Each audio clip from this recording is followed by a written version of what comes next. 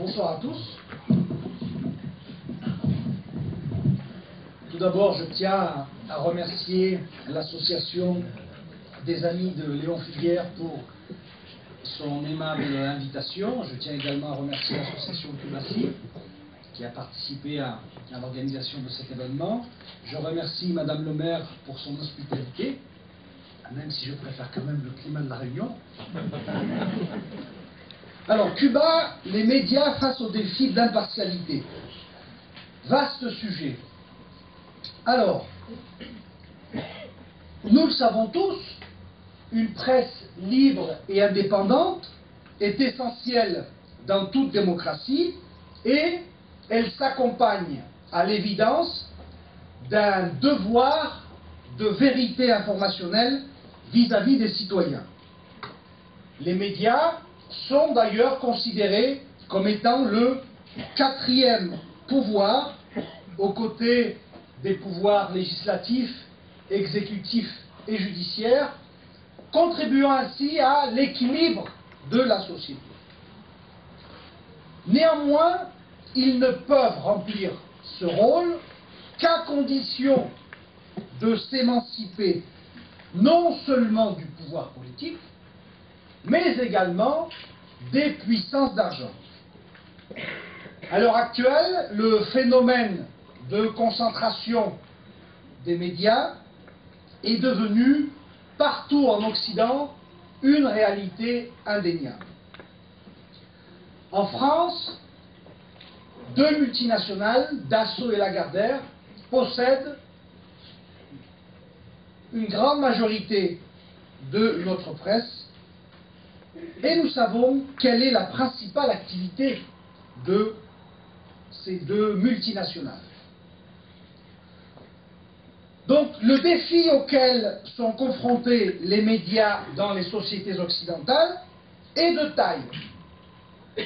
Comment dès lors la presse télévisuelle, radiophonique, écrite ou digitale peut-elle faire preuve d'impartialité face à la réalité factuelle qu'elle se doit de transmettre de manière non biaisée et intégrale à l'opinion publique, sans s'opposer aux conglomérats de la finance qui en sont propriétaires et dont l'unique objectif est de maintenir les privilèges établis. La mission de la presse est-elle de fournir une information objective aux citoyens ou de préserver l'ordre politique, économique et social?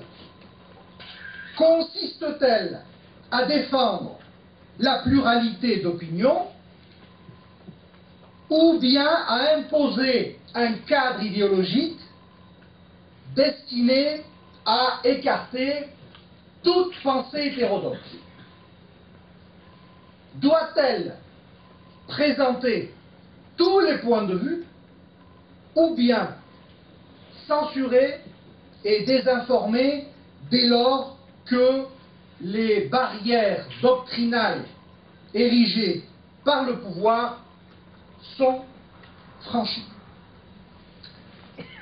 Donc Cuba est l'objet de mon étude. L'analyse du discours médiatique sur Cuba est en effet un exercice à la fois révélateur et fécond.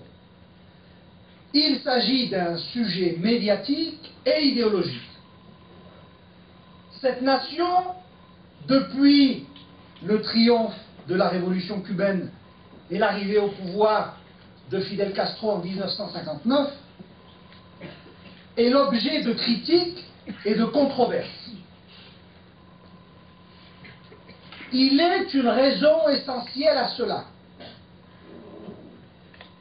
Le processus de transformation sociale initié en 1959 a bouleversé l'ordre et les structures établies, a remis en cause le pouvoir des dominants et propose une alternative sociétale où, malgré ses défauts, malgré ses contradictions,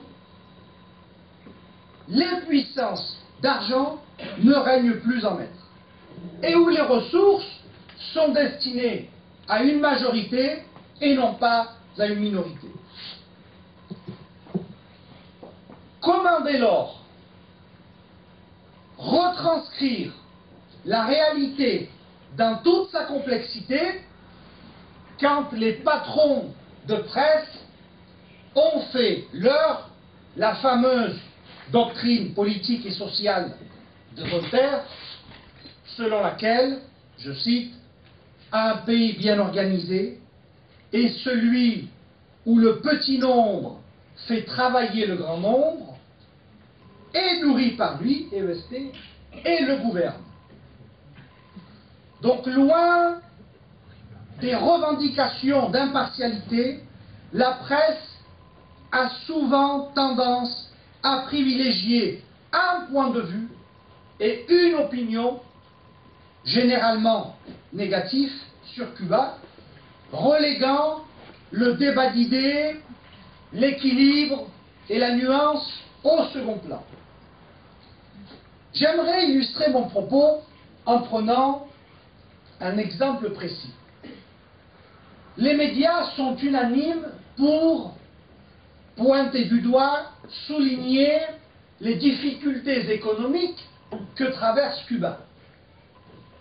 Il est vrai que cette nation est frappée par une crise économique et que la situation matérielle est complexe.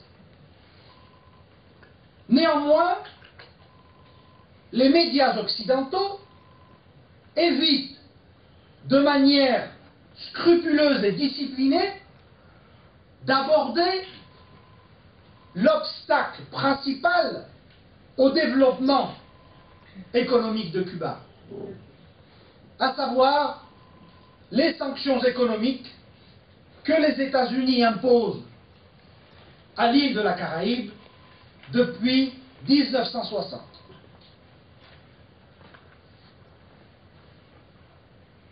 L'administration, en 1960, l'administration républicaine d'Eisenhower a imposé les premières mesures de rétorsion économique contre la population cubaine. Il faut savoir que la rhétorique diplomatique destinée à justifier cet état de siège a fluctué au fil des ans. En 1960, les États-Unis ont évoqué le processus de nationalisation et d'expropriation pris par le gouvernement révolutionnaire afin d'expliquer leur hostilité vis-à-vis de Cuba. Ensuite, lorsqu'en 1962, l'administration démocrate de John Kennedy a imposé des sanctions économiques totales, on a évoqué l'alliance avec l'Union soviétique pour expliquer le refus de normaliser les relations avec la Havane. Dans les années 70, la rhétorique a de nouveau fluctué. Il ne s'agissait plus du problème d'expropriation, ni de l'alliance avec l'Union soviétique, mais de l'aide qu'apportait Cuba au mouvement révolutionnaire en Amérique latine et au mouvement indépendantiste en Afrique, notamment en Angola, en Namibie et au Congo. En 1989, nous avons assisté à la chute du mur de Berlin. 2 années plus tard, l'Union soviétique s'est effondrée. Si la rhétorique diplomatique états-unienne avait eu un quelconque fondement, les États-Unis auraient, en 1991, normalisé les relations avec la Havane, étant donné que l'ennemi n'existait plus. La guerre froide était finie. Or, que s'est-il passé? Au lieu de normaliser les relations avec la Havane, les États-Unis ont accru les sanctions économiques contre Cuba, qui vivait la pire crise économique de son histoire. En 1991, Cuba avait perdu 85% de son commerce. Le PIB avait chuté de 30 points. En 1992, les Cubains ont vécu grâce aux réserves nationales. En 1993, il n'y avait plus rien. C'est dans ce contexte de crise extrême, la crise de 29, comparée à la crise de 1993, Cuba était une promenade de santé. C'est dans ce contexte de difficultés extrêmes pour toutes les catégories de la population cubaine que les États-Unis ont décidé d'accroître les sanctions contre l'île de la Caraïbe et contre les catégories les plus vulnérables de la société cubaine, les femmes, les enfants, les personnes âgées. Et les États-Unis ont adopté la loi Torricelli de 1992 qui donne aux sanctions économiques un caractère extraterritorial, c'est-à-dire illégal aux yeux du droit international. Un principe de base du droit international public est qu'une loi ne peut pas être extraterritoriale. Elle ne peut pas s'appliquer au-delà du territoire national. La loi française ne s'applique pas en Belgique. La loi italienne ne s'applique pas en Italie. Enfin, en Espagne. En Italie non plus. La loi, j'allais dire la loi allemande ne s'applique pas en Grèce, non,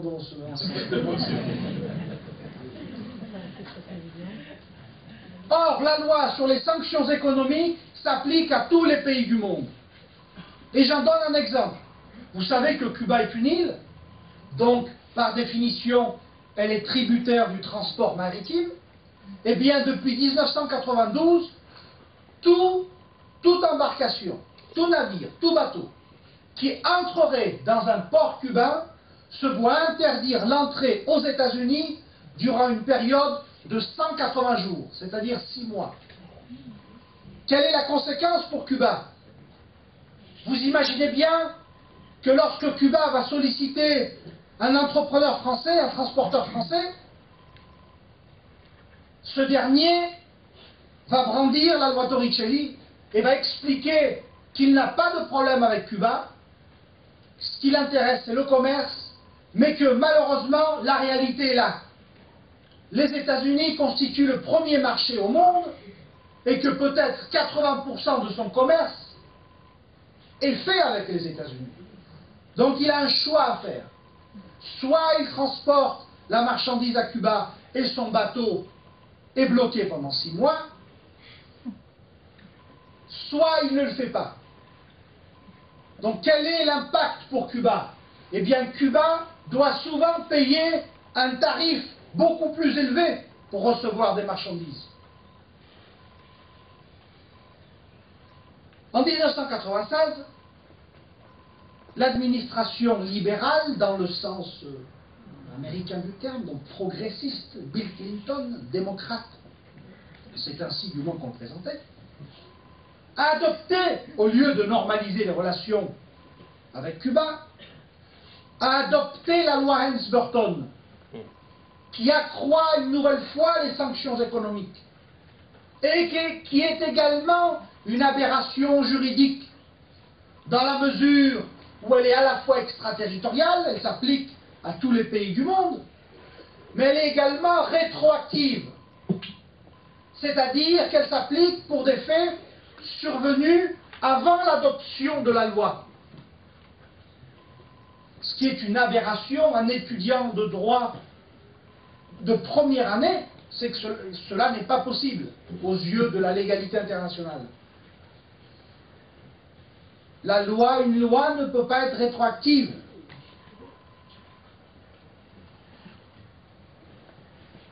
Il est interdit de fumer dans les lieux publics depuis 2007, 2008, je ne sais plus, le 1er janvier 2007. Si l'on a fumé le 31 décembre 2006, on ne peut pas être sanctionné, car la loi est entrée en vigueur, a été publiée au journal officiel que le 1er janvier 2007. Et une loi ne peut pas être rétroactive. Or, la loi Helms-Burton est rétroactive. J'en donne un exemple. La loi Helms-Burton sanctionne les entreprises étrangères qui investiraient sur des propriétés nationalisées dans les années 60. Une loi de 1996 qui s'applique pour des faits survenus en 1960. Donc une aberration juridique. Quelle est la conséquence pour Cuba? Cette loi constitue un obstacle aux investissements à Cuba, car les investisseurs, qui ont bien entendu, qui sont très lucides quant au potentiel de l'île de Cuba, ont également en tête la menace de la loi Helms-Burton. Un investisseur français qui déciderait de construire un hôtel à Cuba peut être poursuivi devant les tribunaux américains et risque de voir ses avoirs saisis par la justice américaine. Donc vous imaginez la conséquence pour l'île de la Caraïbe. Un entrepreneur français qui hésite entre deux projets hôteliers, l'un en République dominicaine et l'autre à Cuba, si cette hésitation était possible avant 1996, ce n'est plus le cas. Il préférera choisir de construire un hôtel en République dominicaine, par crainte de subir les représailles de Washington. Et qui en paie les conséquences? Le peuple de Cuba, les Cubains. En 2000, comme vous le savez, le président Bush a été nommé par la Cour suprême, puisqu'il n'a pas été élu. Al Gore a obtenu plus de voix, c'est quelque chose qui est passé comme une lettre à la poste. Mais la Cour suprême a refusé de recompter les voix, notamment en Floride. Vous savez que la vie politique de la Floride est contrôlée par ce que l'on appelle le lobby cubain, l'extrême droite cubaine, héritière de l'ancien régime batistien, qui contrôle toute l'administration. On n'a pas pu recompter les voix en Floride, ce qui a donné la victoire au président Bush. Le président George W. Bush avait donc une dette à l'égard de l'exil récalcitrant, anti-historique, anti-cubain même, pourrions-nous dire, puisqu'il est favorable à des sanctions qui affectent son propre peuple. Pour remercier cette minorité, mais c'est une puissante minorité, l'administration Bush a créé une commission, la commission d'assistance à une Cuba libre, et a publié un rapport en 2004 qui accroît davantage les sanctions économiques contre les Cubains et restreint notamment les possibilités de voyage. Un Mexicain vivant aux États-Unis peut se rendre autant de fois qu'il le souhaite au Mexique. N'importe quelle autre minorité des États-Unis peut voyager vers son pays d'origine autant de fois qu'elle le souhaite. Sauf les Cubains. Depuis 2004, entre 2004 et 2009, les Cubains des États-Unis ne pouvaient se rendre dans leur pays d'origine que 14 jours tous les 3 ans, dans le meilleur des cas. Il fallait obtenir une autorisation du département du Trésor. Et comment obtenir cette autorisation du département du Trésor? Il fallait démontrer au département du Trésor que l'on avait un membre direct de la famille vivant à Cuba. Pour nous, pour tout être normalement constitué, un cousin, une tante, un neveu, un oncle est un membre direct de la famille. Eh bien non. L'administration Bush a donné une définition de la famille qui ne s'applique qu'aux Cubains. Ne font partie de la famille que les grands-parents, les parents, les frères et sœurs, mari, épouse et les enfants. Donc un Cubain de Miami qui n'aurait qu'un cousin à Marianao ne pouvait plus jamais retourner dans son pays d'origine, sous l'administration Bush, jusqu'en 2009. Obama, qui est un peu plus lucide que son prédécesseur, ce n'est pas difficile, a levé ces restrictions. De la même manière, on a limité les possibilités d'envoyer des transferts, d'effectuer des transferts d'argent. Un Mexicain peut envoyer 1 000 $ par semaine s'il le souhaite à sa famille au Mexique et s'il en a les moyens. N'importe quelle autre minorité vivant aux États-Unis peut en faire autant. Sauf les Cubains qui ne pouvaient envoyer que 100 $ par mois à un membre direct de la famille. Mais il y a toujours des exceptions.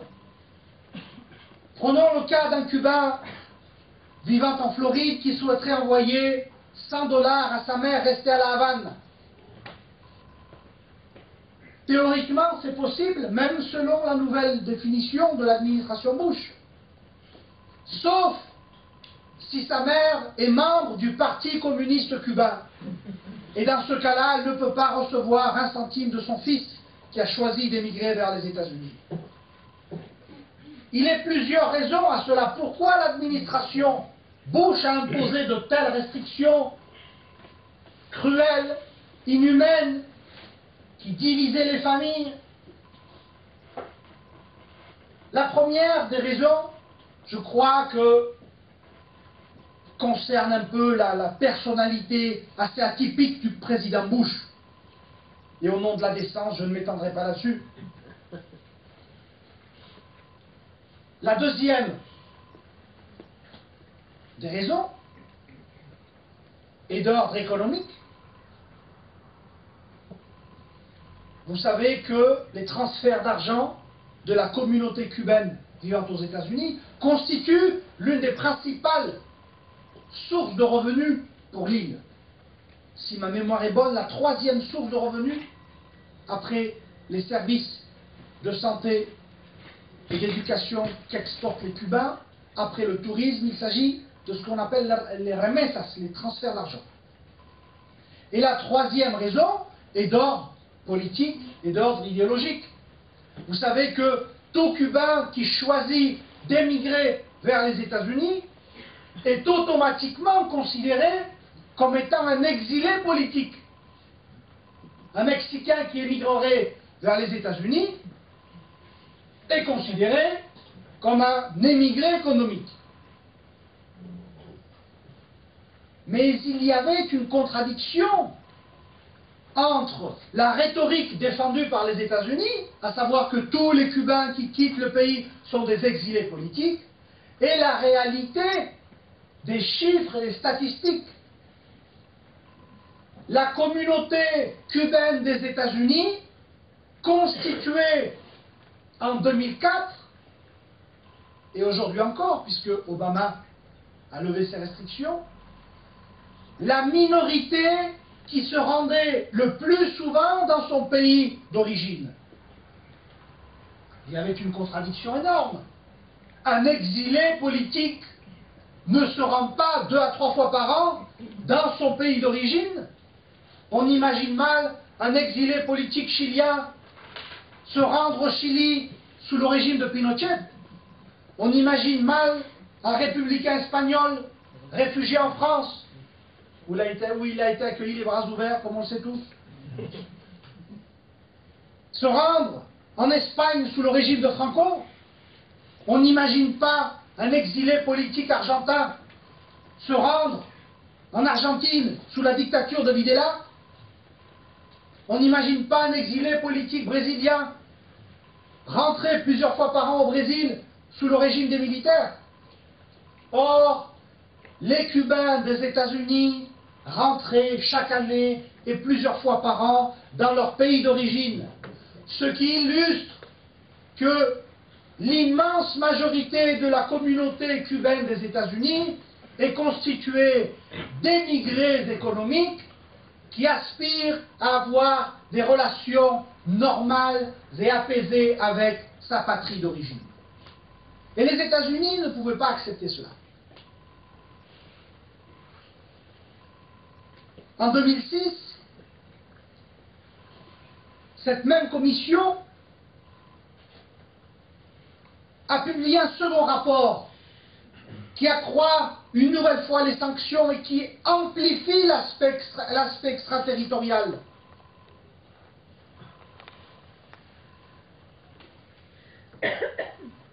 Un exemple,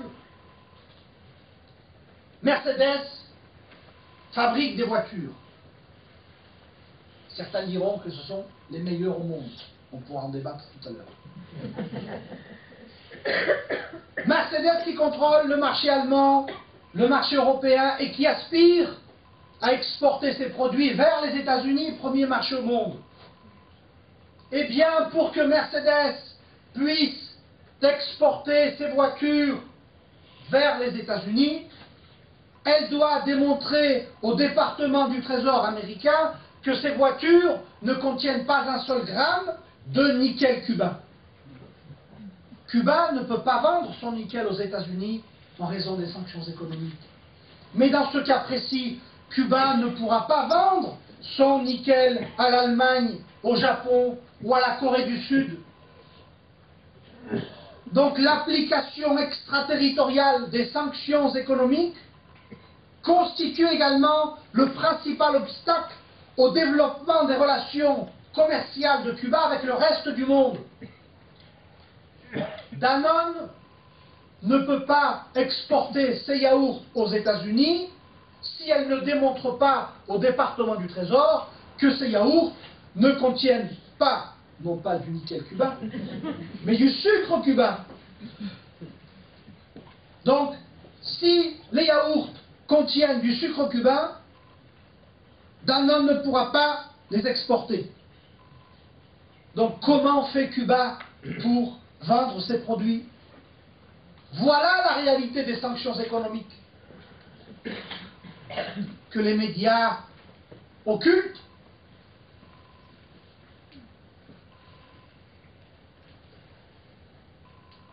L'immense majorité de la communauté internationale est contre ces sanctions économiques, car elles affectent les catégories les plus vulnérables de la société.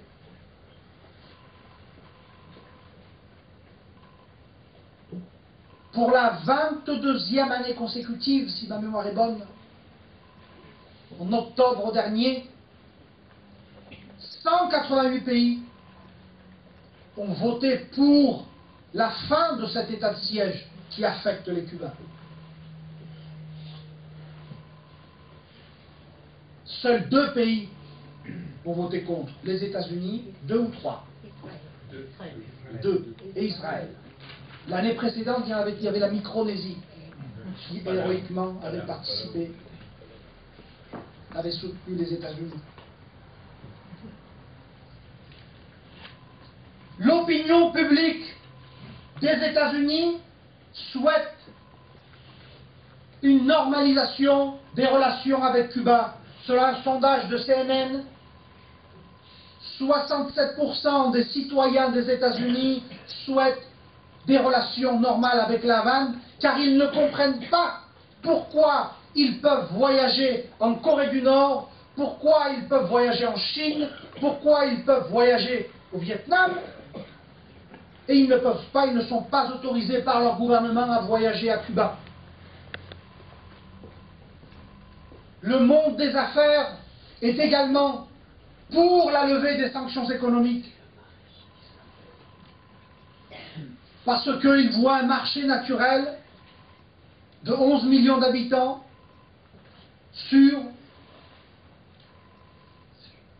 qui est investi par les multinationales asiatiques, européennes et latino-américaines. Cet exemple, pour illustrer la manière dont les médias violent la charte de déontologie, font preuve de partialité, sont incapables d'objectivité en ce qui concerne la réalité cubaine.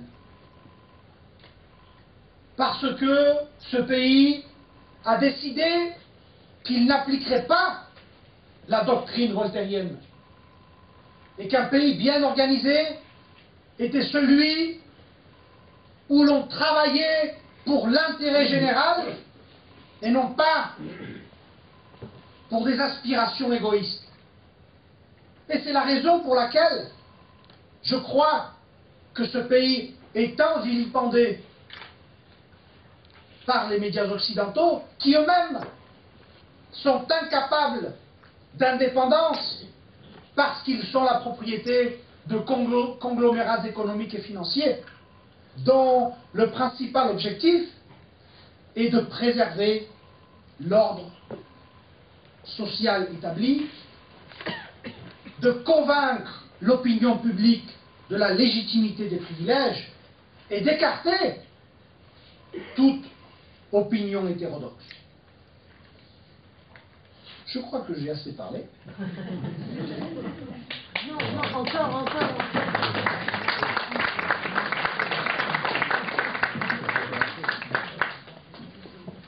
Donc,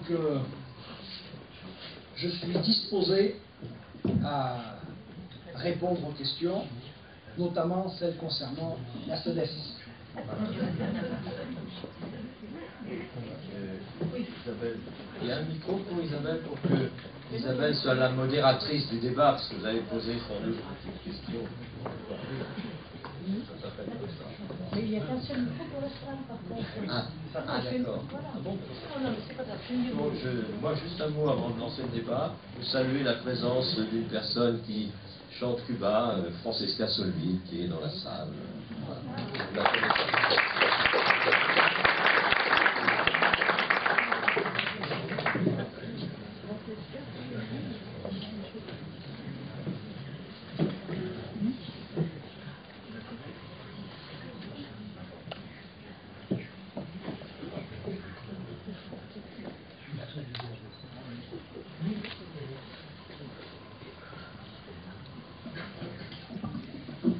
La première question est toujours la plus difficile, donc je propose que l'on passe directement à la deuxième question.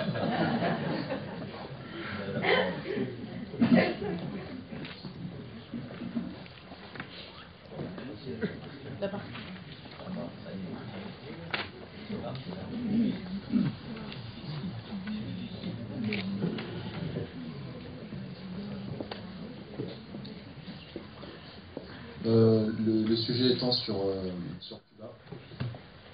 Excusez-moi. Oula. Là, on retourne. En fait, je voulais plus me centrer aussi sur la France et là, je suis sur mes questions parce que je vois que en fait, l'impérialisme que subit Cuba depuis maintenant 50 ans, on peut dire qu'en France, je trouve qu'il est de plus en plus visible. Je ne sais pas en tout cas si vous avez suivi l'affaire Peugeot, notamment, ou si on peut, si vous, enfin, je ne sais pas à quel niveau on pourrait défaire ça, mais en fait, je pense qu'on commence à peine à comprendre ce que les Cubains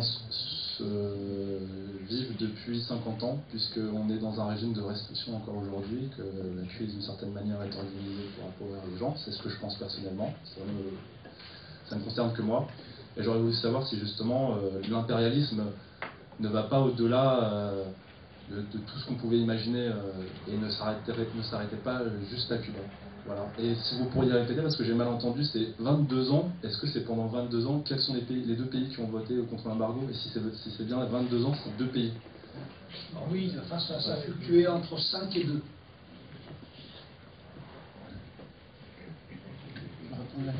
Est-ce qu'il y a une autre question? On va prendre l'autre question. Là, il y a une question devant. Prenez le micro pour que vous pouvez vous présenter, ça c'est bien. Prenez le micro. Regarde. Pardon. Voilà. Je me permets une question. Vous avez fait allusion à Mercedes, mais il me semble qu'à Cuba, il y a des voitures type Peugeot, par exemple.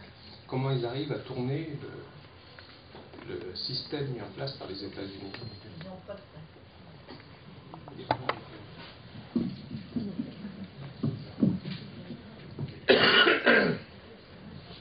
Alors, je commencerai par la deuxième question. Ah, voilà, c'est bon. Pour ce qui est de l'application extraterritoriale des sanctions économiques, ça concerne les marchandises que l'on souhaiterait exporter vers les États-Unis. Si Peugeot fabrique ses voitures avec du nickel cubain, elle pourra vendre ses voitures au reste du monde, et notamment à Cuba, mais elle ne pourra pas les vendre aux États-Unis. Est-ce que l'impérialisme se limite à Cuba? Non. Alors je vais parler de l'Amérique latine, qui est la région que je connais, que je méconnais le moins. L'autre, l'exemple le plus actuel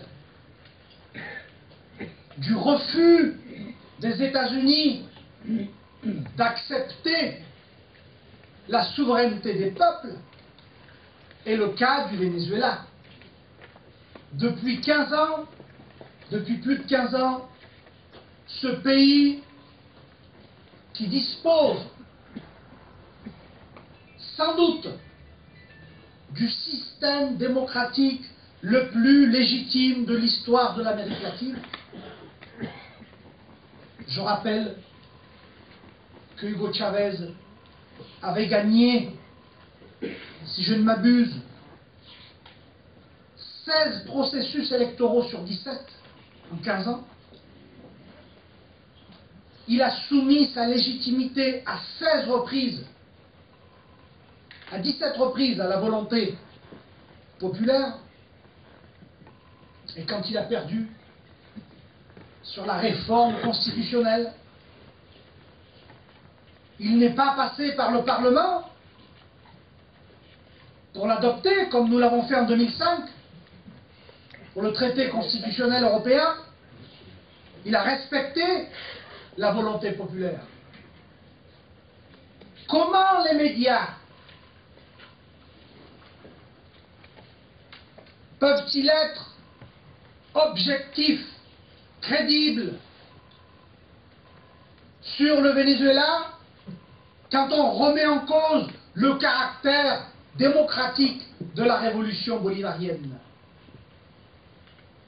Comment peut-on remettre en cause la légitimité du président Chavez à l'époque, alors qu'il avait soumis sa gouvernance à 17 reprises à la volonté populaire? Depuis 1999, le Venezuela est la principale cible de l'impérialisme des États-Unis, des conglomérats médiatiques qui ne cessent de vilipender ce pays qui a décidé de remettre entre les mains de la majorité les richesses nationales. Tous les discours sur les droits de l'homme et la démocratie ne sont que fadaises et billevesées. Le vrai problème posé par le Venezuela, le vrai problème posé par Cuba, par la Bolivie, par l'Équateur, c'est la répartition des richesses. Et c'est la raison pour laquelle ces pays, malgré leurs difficultés, montrent qu'un autre monde est non seulement possible, mais réel. Rendez-vous compte que sur le continent latino-américain, jamais on a eu un taux de pauvreté aussi bas.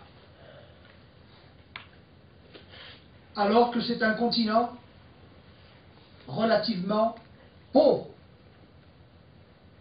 Comment est-il possible qu'en Europe, continent qui n'a jamais été aussi riche de son histoire, on ait atteint un tel niveau de pauvreté. Il n'y a jamais eu autant de pauvres en dehors des temps de guerre. Pourquoi les médias sont incapables de présenter la réalité équatorienne de manière objective? Parce que l'Équateur a montré la voie pour résoudre le problème de la dette. Ce qu'a été incapable de faire la Grèce de Papandréou, qui après 9 plans d'austérité, 14 grèves générales, appliquées au peuple grec. L'on sait tous ce que signifie un plan d'austérité. Réduction des salaires, destruction des services publics, augmentation des impôts les plus injustes. Quel est le résultat? Tout ça pour payer les créanciers internationaux. Pour quel résultat? Eh bien, la dette grecque n'a jamais été aussi élevée. Elle est plus élevée aujourd'hui, en 2014, qu'elle l'était en 2009, avant l'intervention de la Troïka, et avant l'imposition de 9 plans d'austérité. Pour quel résultat? Donc toute cette souffrance pour rien. L'Équateur a montré la voie. Rafael Correa, pour résoudre le problème de la dette, qu'a-t-il fait? Il a demandé un audit général sur la dette. Un audit général. Que s'est-il passé? Les marchés ont commencé à s'affoler parce qu'il y avait, ils savaient qu'il y avait une partie de cette dette qui était une dette odieuse, une dette, c'est-à-dire illégitime, c'est-à-dire une dette contractée par des régimes militaires, des dictatures. Le concept de dette odieuse, figurez-vous, ironie de l'histoire, a été inventé par les États-Unis en 1898, lorsqu'ils sont intervenus à Cuba pour empêcher les Cubains d'obtenir leur indépendance. Ils avaient déclaré que la dette de Cuba vis-à-vis de l'Espagne était une dette odieuse, car imposée par un régime colonial. Qu'a fait Correa? Rien qu'en appelant, en demandant un audit. Il a effrayé tous les détenteurs de dette, de la dette équatorienne, de titres de dette équatorienne, qui se sont empressés de revendre leurs titres de dette sur ce que l'on appelle les marchés secondaires, à bien entendu 60% de leur valeur. Qu'a fait Correa? Rappelez-vous que c'est un économiste. Avec l'aide financière du Venezuela et de l'Argentine, il a racheté lui-même ces titres de dette à 60% de leur valeur. Voilà comment on résout le problème de la dette. L'Amérique latine montre la voie. C'est pour ça que ce continent est si vilipendé. Pourquoi ne pourrions-nous pas obliger la Banque centrale européenne à prêter directement aux États? C'est fort possible, à condition qu'il y ait la volonté politique. Au nom de quoi les citoyens devraient engraisser des parasites que sont les banques privées. Les banques privées qui prêtent à la Grèce à des taux usuraires jusqu'à 17% parfois, ne disposent pas de cet argent. Ils l'empruntent à un taux entre 0 et 1% à la Banque centrale européenne. Et ensuite le prêtent à la Grèce. Pourquoi la Banque centrale européenne ne pourrait pas prêter directement aux États? Le problème de la dette n'est pas un problème. On présente cela comme un problème, mais parce que c'est un choix politique. Ça permettra de demander au peuple de justifier, aux yeux du peuple, le démantèlement de l'État-providence. La France n'a jamais été aussi riche de son histoire.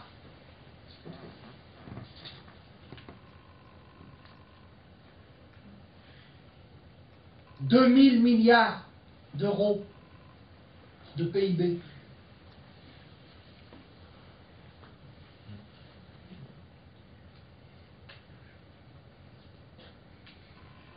Et la dette française représente moins d'1 an du PIB. Ce n'est rien.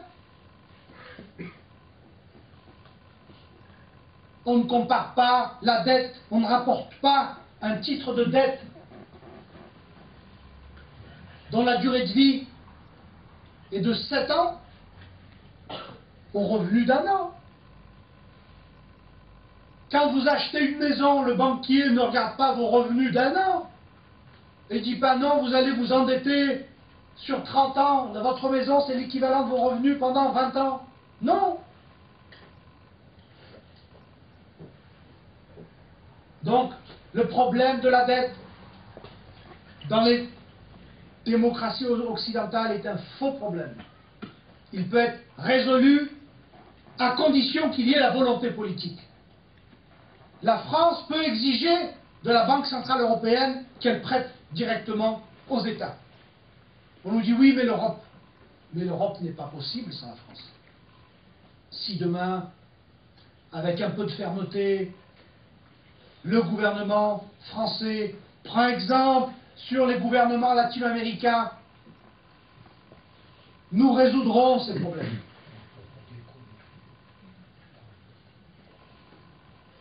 Je me rends compte que je suis bavard.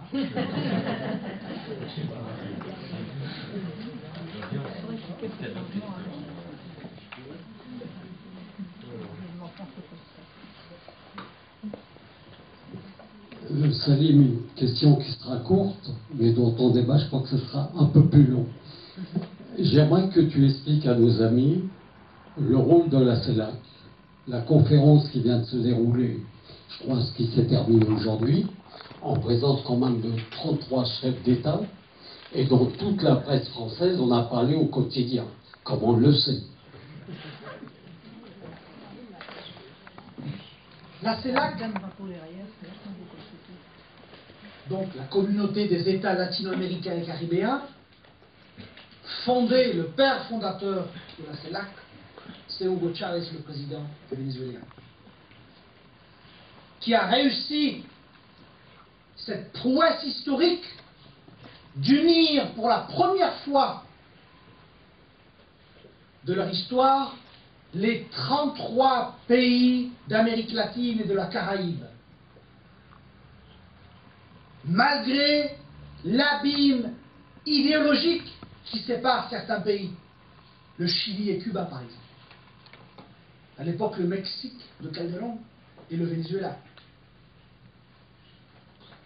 La CELAC est un processus d'intégration qui exclut les deux principaux ennemis historiques de l'intégration latino-américaine, les États-Unis et leur fidèle laquais, le Canada. La CELAC est l'illustration parfaite que l'Amérique latine a réellement atteint, et la Caraïbe, ce que Correa a appelé la seconde indépendance. Qui imaginait il y a quelque temps que le second sommet de la CELAC aurait eu lieu à Cuba et regrouperait 30 chefs d'État, plus 3 représentants de ces États.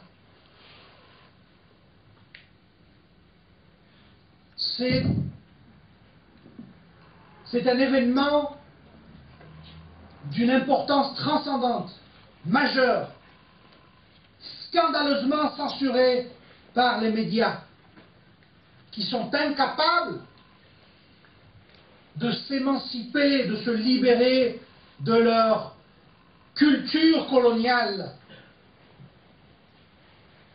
Il n'est pas d'autre mot pour qualifier le silence assourdissant des médias qui se prétendent libres, pluriels, ouverts, neutres, que de censurer une telle rencontre Et il est une raison à cela, au-delà du fait que c'est l'illustration parfaite de cette émancipation possible pour les peuples.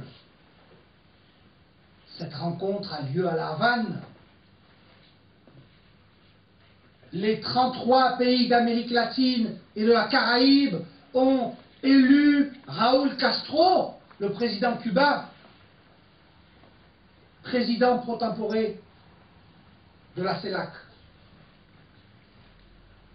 Et bien entendu, on ne peut pas aborder ce sujet dans les médias, parce que ça remettrait en cause l'édifice construit au sujet de cette île, tout l'édifice propagandiste construit au sujet de Cuba. Y aurait-il des choses positives à Cuba? De la même manière, les médias ont scandaleusement censuré 2 opérations humanitaires d'envergure mises en place en 2005 par le Venezuela d'Hugo Chavez et par la Cuba de Fidel Castro. L'opération Miracle, qui consiste à opérer gratuitement les latino-américains et les habitants du tiers-monde atteints de cataracte ou d'autres maladies oculaires. 2,7 millions de personnes depuis 2005 ont été opérées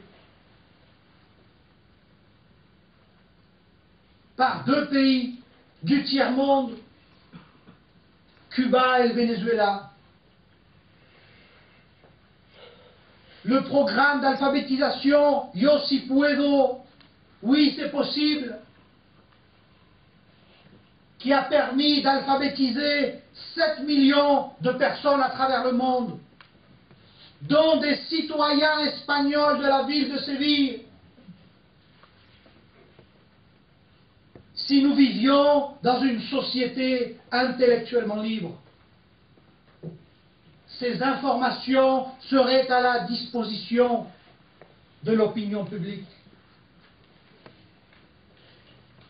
Mais il est des choses qu'on ne peut dire, car elles remettraient en cause l'ordre établi.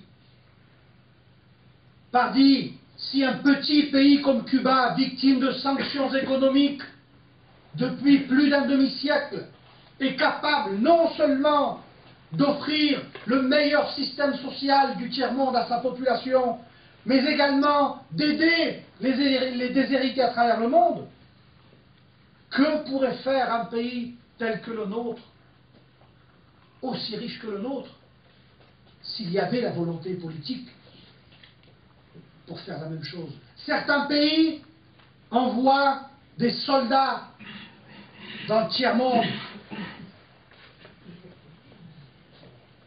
pour sauver la démocratie. Les Cubains préfèrent envoyer des médecins, des professeurs, des éducateurs. Voilà la raison pour laquelle ce pays est tant vilipendé.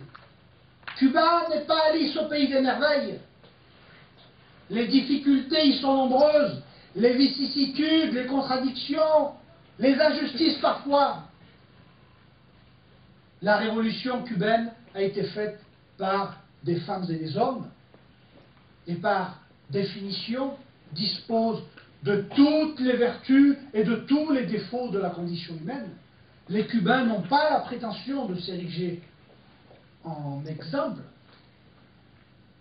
mais les Cubains ont la volonté de construire eux-mêmes leur propre destinée, sans ingérence, sans interférence, et sont disposés à entretenir des relations avec tous les pays du monde, y compris les États-Unis, à condition qu'elles se fassent sur une base de réciprocité, de respect mutuel, de non-ingérence.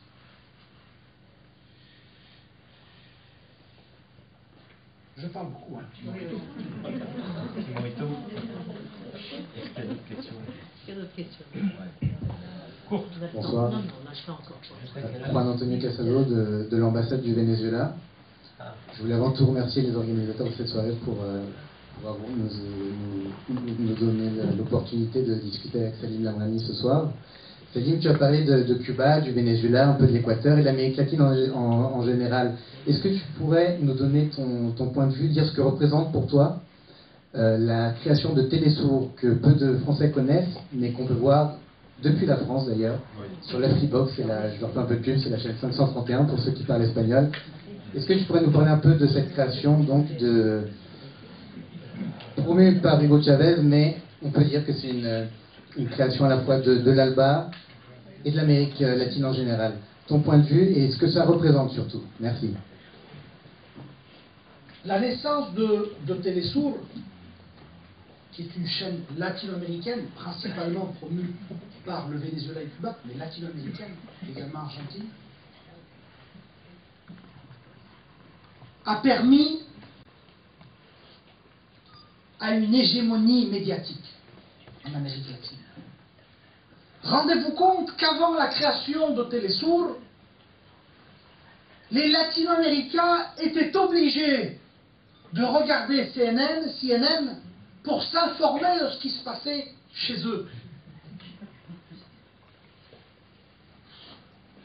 Qui dit hégémonie médiatique dit forcément présentation d'un point de vue unique, biaisé sur la réalité complexe du continent latino-américain. Télésourd a permis de donner la parole aux catégories latino-américaines, de la population latino-américaine, qui ont toujours été ignorées. Et vous savez que 90% des latino-américains, de la réalité des latino-américains, des aspirations des latino-américains étaient ignorées par les grands conglomérats médiatiques, dont le but était de préserver l'ordre établi, de convaincre l'opinion publique que les privilèges existants étaient légitimes, que leur misère était naturelle, qu'il n'y avait rien à faire, que peut-être ils auraient un jour un monde meilleur.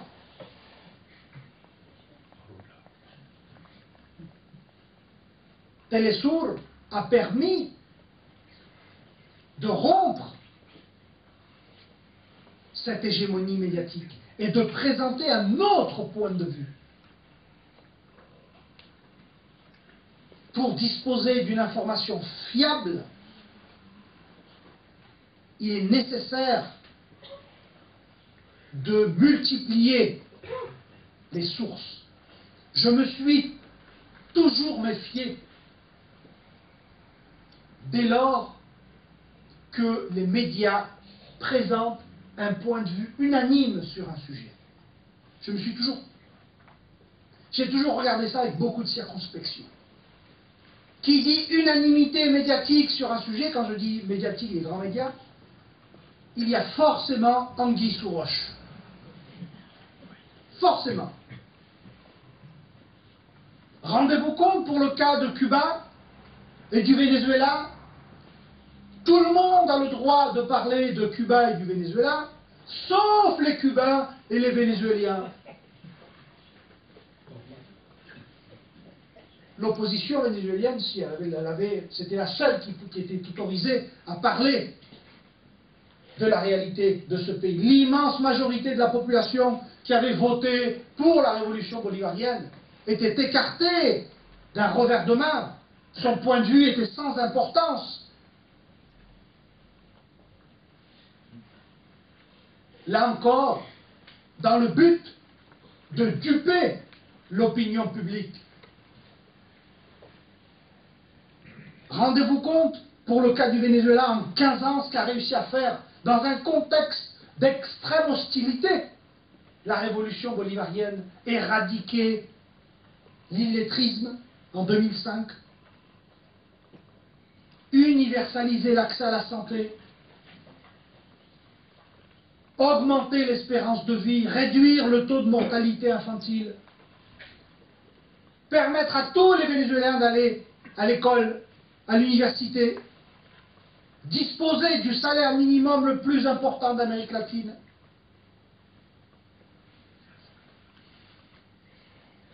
C'est possible pour une raison bien simple. C'est que le président Hugo Chavez avait décidé de dédier les ressources pétrolières à la majorité. Et c'est cela que les conglomérats médiatiques, eux-mêmes propriétés des conglomérats économiques et financiers, ne lui ont jamais pardonné. Oubliez, je le répète, les discours sur la démocratie et les droits de l'homme. Parce que si la démocratie et les droits de l'homme étaient des priorités pour nos médias, ce n'est pas Cuba ni le Venezuela que l'on pointerait du doigt en Amérique latine.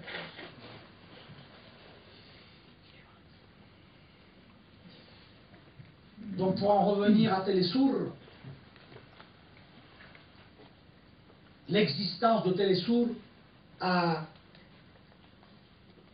confirmé la possibilité d'intégrer d'un point de vue médiatique plusieurs pays latino-américains.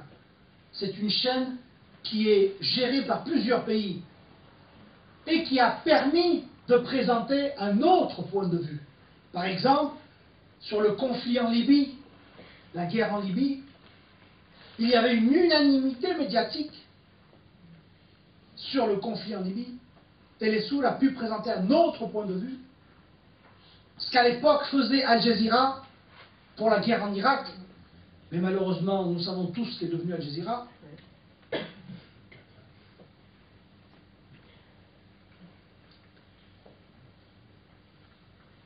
Telesur, je le répète, pour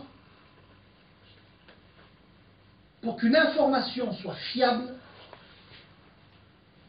pour que les médias soient indépendants, ils sont dans l'obligation de s'émanciper du pouvoir politique et du pouvoir économique. Sinon, il n'y a pas d'indépendance possible, il n'y a pas d'objectivité possible, il n'y a pas de neutralité possible.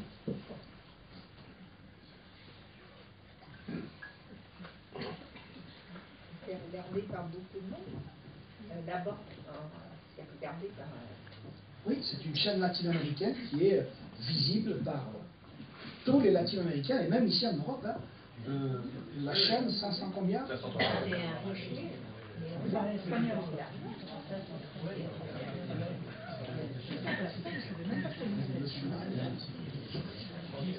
Bonsoir. Alors, dans votre livre sur Cuba et les médias, vous parlez surtout de El País et par rapport justement à l'opposition qu'ils avaient vis-à-vis du régime cubain. Alors pourquoi tant de haine? Voilà. Est-ce que ça avait commencé sous Aznar ou que ça a commencé bien avant le gouvernement Aznar qui était quand même qui était vraiment le couteau de Bush à l'époque? Alors j'ai pris l'exemple de El País, mais je pourrais changer le nom de El País et mettre Le Monde, et mettre ou n'importe quel autre grand quotidien. Le cas d'El País est emblématique. Pourquoi El País présente ce point de vue biaisé sur la réalité cubaine? Tout simplement parce qu'El País est propriété du groupe Prisa, dont le but, bien entendu, est de préserver l'ordre établi. El País n'a aucun intérêt à présenter une réalité objective. Je vais citer Mauricio Vicente, qui a été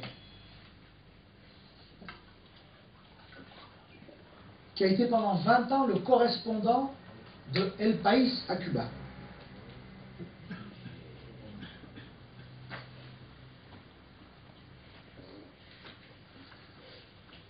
Il était interrogé par un ami à lui, Carlos Tena, qui lui reprochait son point de vue partial sur la réalité cubaine. Et que disait-il?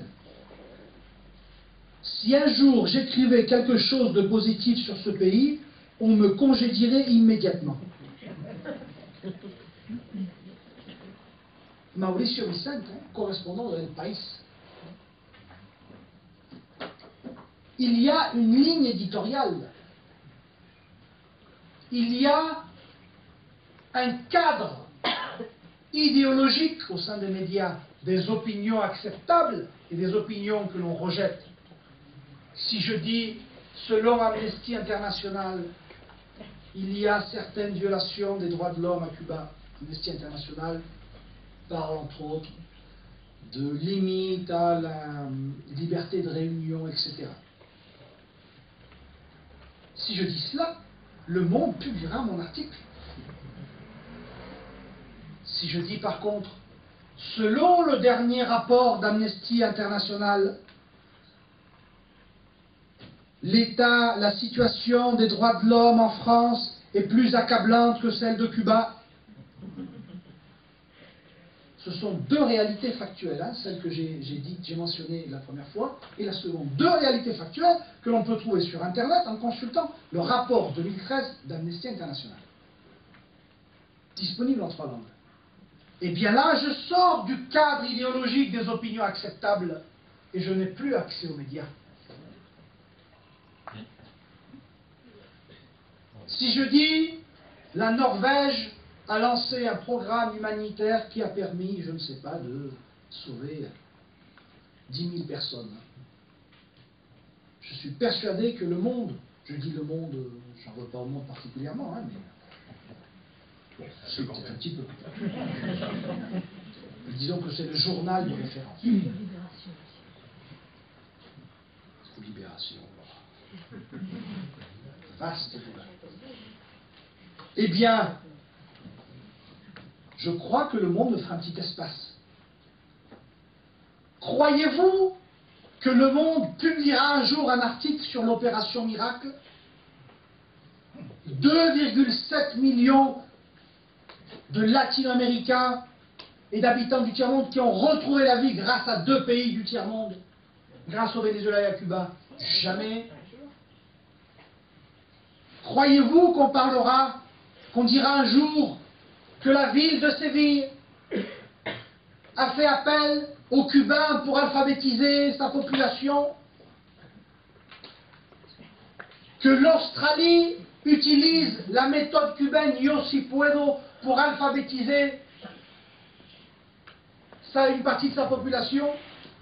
L'Australie, 2e rang mondial au niveau développement humain. On ne parle pas d'un pays du tiers-monde. 2e rang mondial. Juste après, je crois que c'est la Norvège.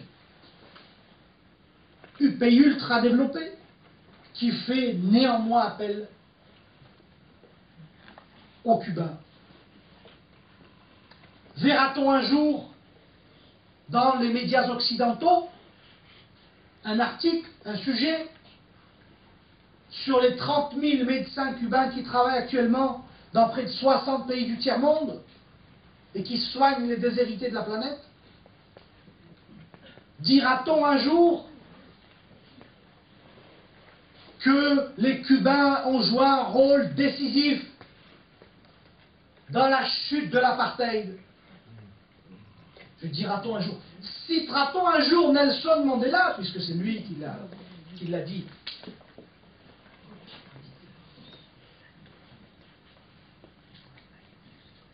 Il n'y a pas de, je paraphrase Mandela, il n'y a pas d'autre exemple de désintéressement de la part de Cuba vis-à-vis des pays d'Afrique.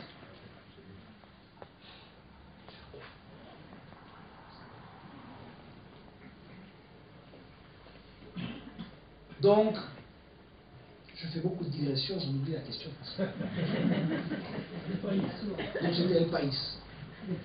Donc ça ne me surprend pas. El País ne peut pas être objectif vis-à-vis de Cuba, car son rôle n'est pas, le rôle des médias n'est pas de fournir, je le répète, une information équilibrée, nuancée, vérifiable, objective aux citoyens. Le rôle des grands médias est de protéger l'ordre établi et de légitimer les privilèges illégitimes. convaincre l'opinion publique du bien fondé de l'existence de ces privilèges.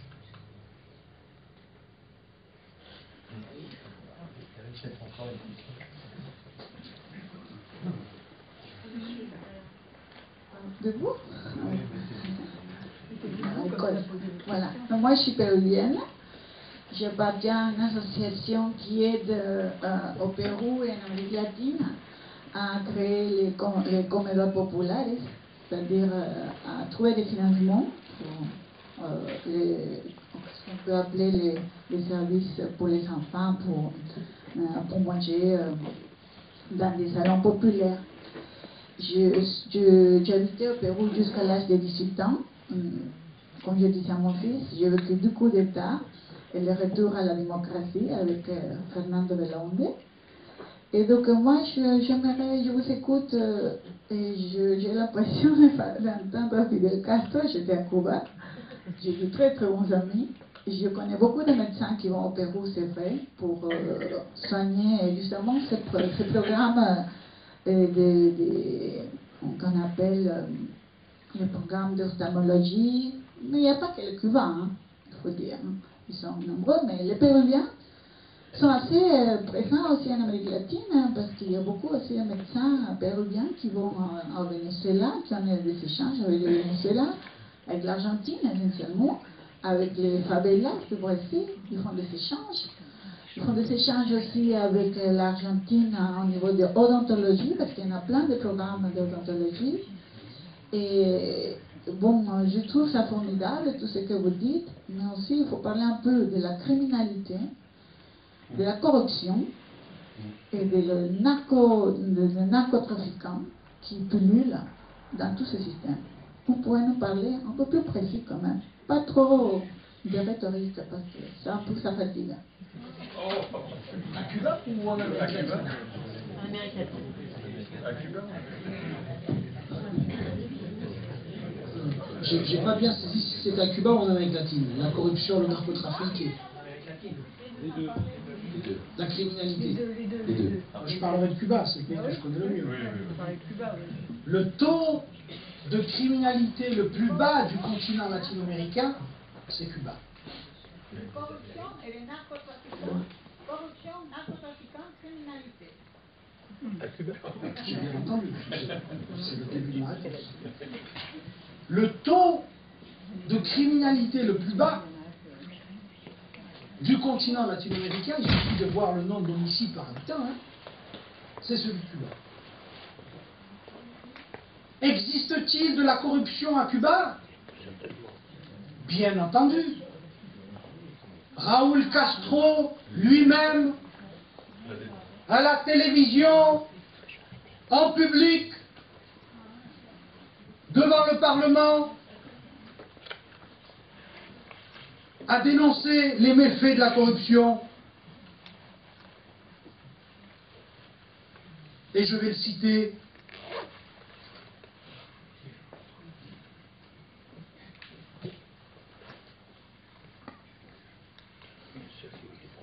Raúl Castro, en direct à la télévision.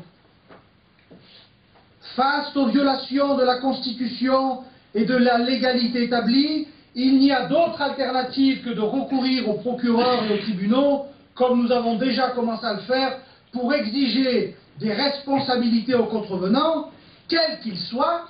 Et là, il faisait référence aux responsables, à certains dirigeants, car tous les Cubains, sans exception, sont égaux devant la loi. Je cite encore Raúl Castro. Il faut mettre un terme définitif au mensonge et à la tromperie dans la conduite des cadres de tout niveau.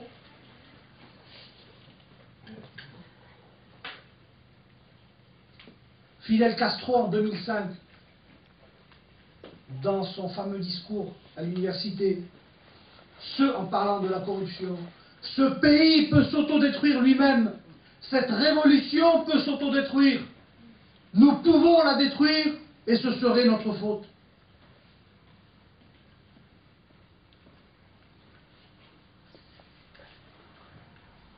Raúl Castro, une nouvelle fois, devant le Parlement cubain et en direct à la télévision, il dénonce la culture du secret à laquelle les Cubains se sont habitués durant plus de 50 ans. Il est nécessaire de changer la mentalité des cadres et de tous nos compatriotes. Est-ce que vous imaginez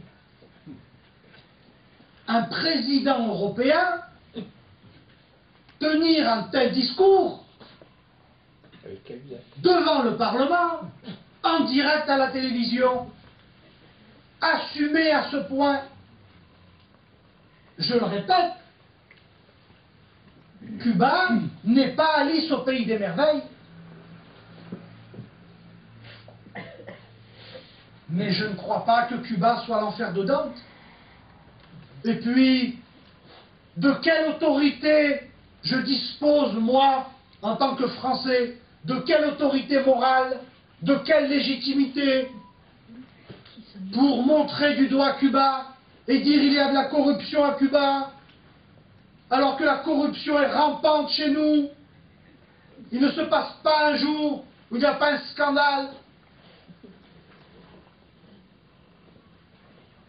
De quelle autorité je dispose pour dire qu'il y a de la criminalité à Cuba, qui, je le répète, la moins élevée du continent, quand les agressions n'ont jamais été aussi nombreuses ici en France? Le rapport a été publié il y a quelques jours. Les vols, le narcotrafic à Cuba, lisez les rapports de la CIA. Je ne demande pas de lire les rapports, les déclarations des autorités cubaines.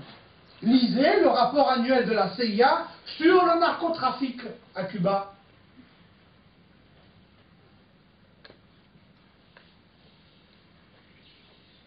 Que dit ce rapport?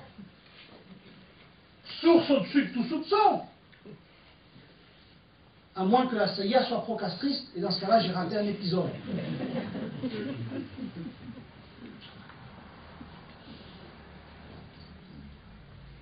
Lisez ce rapport. Que dit-il?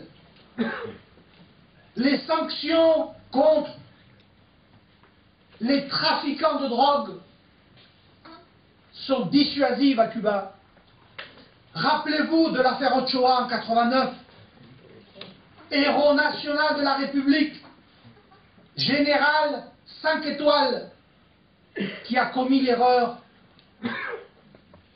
de faire du trafic de drogue.